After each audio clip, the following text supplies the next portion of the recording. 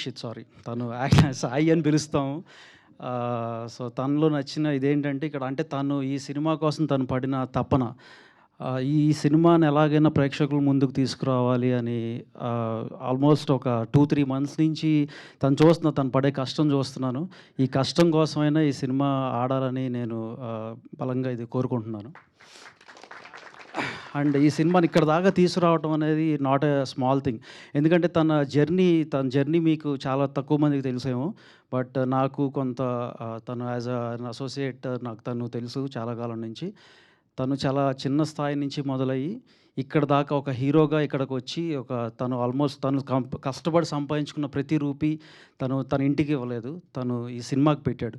So, అది ఆ కళామ తల్లి ఎప్పుడు కూడా తనని ఆశీర్వదించి తనని దగ్గర తీసుకొని హత్తుకోవాలని నేను కోరుకుంటున్నాను.